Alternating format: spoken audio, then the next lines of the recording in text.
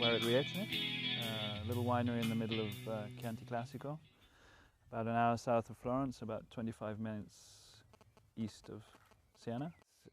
It's a little bit different to areas like Piemonte or Burgundy or the Pfalz in Germany, areas that have had generations and generations of small families with small holdings of quality vineyard.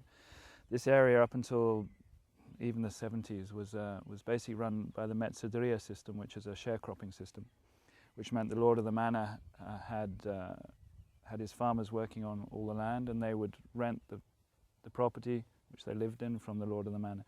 They give half of the crop of anything they made, so tomatoes, vines, olives, half of it would go to the lord of the manor, which meant basically they'd make quantity. The quality aspect was non-existent.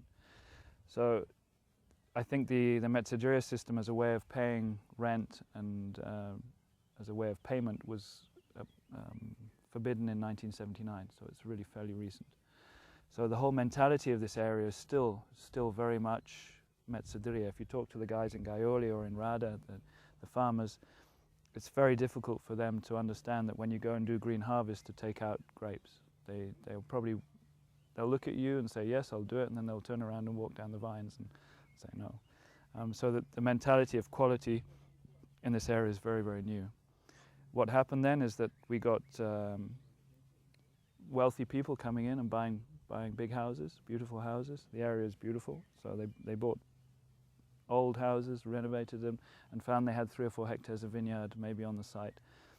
And then slowly but surely, the quality, people started making wine and wanted to make quality, and the area is a fantastic area for making wine. But it's just really in the last 30, 40 years that the quality aspect has come up. Then we had to thank, well, firstly the Baron Riscaioli at Brolio in 1800 and something. He had all this land with all these vineyards on it with Sangiovese, and he had to come up with a way of marketing the wine. So he put a blend together of this really tough, tight Sangiovese, which was virtually undrinkable, and he mixed it with some white wine and some Canaiolo. So we had Sangiovese, Canaiolo, which are the 2 main grape varieties here. Sangiovese is the main grape, we have Canaiolo, and then Malvasia and Trebbiano. But in that stage, he was putting together sort of 40 to 50% of the wine was white. So he put the blend together and put this all into one blend. And the white wine made the wine light and fruity and drinkable.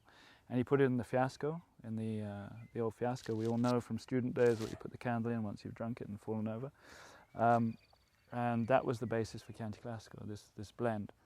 With time, the blend changed. Obviously, the white wine was reduced, and when I got here, we had to put, in 91, we had to put in, I think it was 5%, I can't actually remember now, but I think 5% of the blend had to be white grapes. Now, being in Italy, laws are there to be broken. As I'm on video, I can tell you this now because it's happened. John, I think it was 20 years he hadn't put any white grapes in the wine, even though he'd had the DOCG and everything was official. He'd put just make it Sangiovese, not because it was in Syrah they put in the Viognier, which makes the wine give something. The problem with the Malvasia and Trebbiano, it actually didn't give the wine anything. It just made it light and fruity. So John, in those days, he left out it and made the Sangiovese, even if in the cellar books it said Chianti. But this was not just John. This was the top wine producers in the sort of through the 70s, through the 80s. They were all doing that. And then I think in 94 the DOCG changed, and we were allowed to have a minimum of 80% Sangiovese and then have a maximum of 100% Sangiovese. Okay, so your vineyards have to have 80% Sangiovese in them, and the wine has to have 80% Sangiovese minimum. Unfortunately, you're allowed to put 20% of something else in it.